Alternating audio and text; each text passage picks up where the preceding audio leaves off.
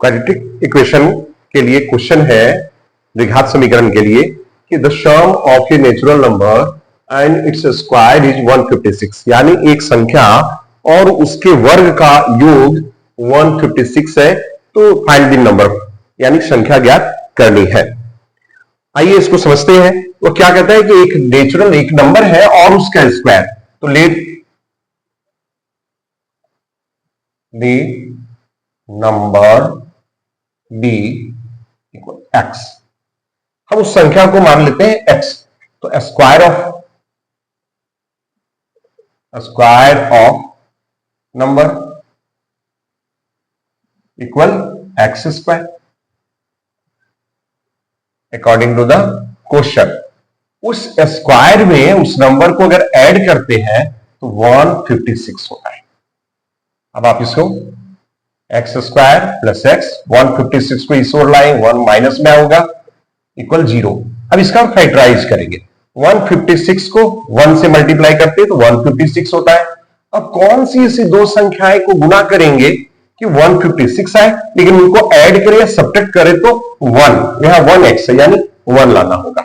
आप इसको फैक्टराइजेशन करो, तो पहले 2 से 2 7 जा 14 और 2 8 जा 16।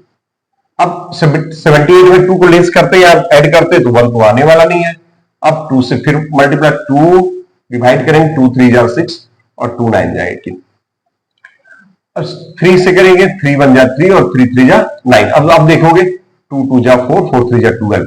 12 को 13 से मल्टीप्लाई करते हैं 156 होता है, लेकिन 13 में अगर 12 को हम लेस करते हैं तो 1 आता है, यानी हम इसे लिखेंगे x square plus 13x minus 12x minus 156 equal 0। आप ये जो पेयर दो दो का बन रहा है, अब यहां से कॉमन लेंगे, x का कॉमन लेंगे, यहां x प्लस 13 माइनस 12 कॉमन लेते हैं, यहां x माइनस जब कॉमन लेंगे माइनस यानी प्लस, प्लस माइनस को प्लस से मल्टीप्लाई करेंगे माइनस होता है, 12 को 13 से मल्टीप्लाई करें 156 इक्वल 0। अब आप देखिए x प्लस 13 फिर कॉमन लिया जा सकता है, x प्लस 13 को कॉमन लेते हैं, x माइनस 12 इक्वल 0।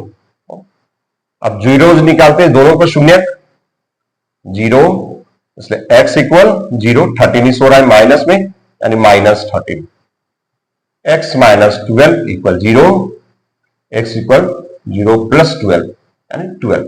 ये नेगेटिव है यानी नंबर इक्वल 12 होगा। नंबर जो संख्या है वो 12 होगी, और उस संख्या का 12 और उसके वर्ग को अगर हम जोड़ते हैं, आप देखोगे कि 12, जैसे नंबर है 12, तो 12 और प्लस 12 का स्क्वायर अगर हम करते हैं तो 12 का स्क्वायर 144। आप ऐड करके देखो, 426 415 156 होता है। ये हमारी प्रूफ भी होती है।